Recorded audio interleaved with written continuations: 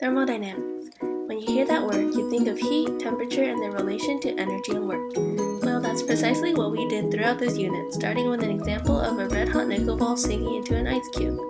Its macro-scale properties include color change, ice melting, and possible boiling. The micro-scale include kinetic energy and intermolecular forces, which directly correspond to heat, temperature, and thermal equilibrium. For instance, heat is the spontaneous transfer of thermal energy between objects and systems due to a temperature difference. Thermal energy spontaneously goes from hot to cold or high to low kinetic energy based on the work done on an object.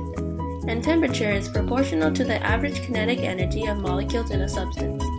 We learned that when two objects at different temperatures are put in contact, energy transfers from the hotter to the cooler to reach thermal equilibrium.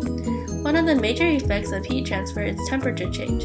Heating increases temperature while cooling decreases it. Relationships between heat transfer and temperature change is determined by Q equals mc delta T, Q being the symbol for heat transfer, m the mass of the substance, and delta T the change in temperature. The symbol C stands for specific heat capacity and depends on the material and phase. Another experiment we performed was the Immersion Heater Lab, in which we calculated the power output of an immersion heater. This experiment involved recording the temperature change of a cup of ice every 5 seconds with an immersion heater working. The chart of heat added versus temperature shows the ice melting and then the water boiling. The phase changes we learned are melting, vaporization, and sublimation, which absorb heat, as well as freezing, condensation, and deposition, which give off heat. In our experiment, energy was required to melt the ice to break bonds between the molecules in a solid, but in contrast, energy is released as thermal energy during freezing and condensation. While we talked about energy change by temperature, latent heat is a change by phase. Latent heat is the energy required for a phase change at constant temperature.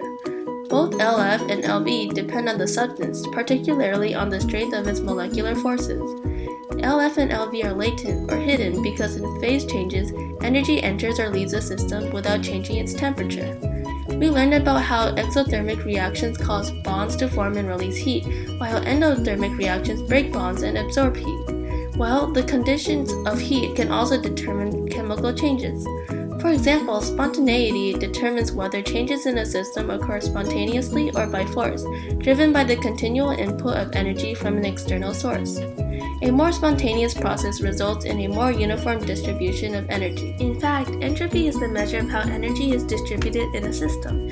Entropy determines the chaos or disorder in any system. You can predict the sign of entropy changes for both chemical and physical processes based on the relation between entropy and energy dispersal.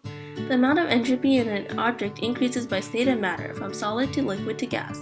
An increase in molecules in a balanced equation from reactants to products also determines a gain in entropy. Also, according to kinetic molecular theory, the temperature of a substance is proportional to the average kinetic energy of its particles. Raising the temperature of a substance results in more vibrations of the particles, and at higher temperatures, the distribution of kinetic energies among molecules is more spread out than at lower temperatures. Thus, the entropy for any substance increases with temperature too. Entropy changes also proves the second law that all spontaneous changes causes an increase in the entropy of the universe. Entropy of the universe never decreases. Enthalpy, on the other hand, explains how the internal energy of a system changes through heat flow in or out of the system. Enthalpy changes of a reaction depends on the physical state of the reactants and products of the reaction. A negative value of an enthalpy change, negative delta H, indicates an exothermic reaction, while a positive value of delta H indicates that it's endothermic. Standard enthalpy changes of, for instance, ethanol is shown, involving standard properties of different substances shown in Appendix G. Gibbs' free law ties changes in enthalpy, entropy, and temperature all together. It tells if a process is spontaneous and favorable or not. There are 4 outcomes determining the spontaneity by enthalpy and entropy changes. The process is endothermic with a gain in entropy in quadrant 1, exothermic with increased entropy in quadrant 2, exothermic with a decrease in entropy in quadrant 3, and endothermic with decreased entropy in quadrant 4. Thus, spontaneity ties in with Gibbs' free energy. A negative change in S equals a positive change in G, which is non-spontaneous, and a positive change in S equals a negative change in G, which is spontaneous. Well, there you have it, thermodynamics.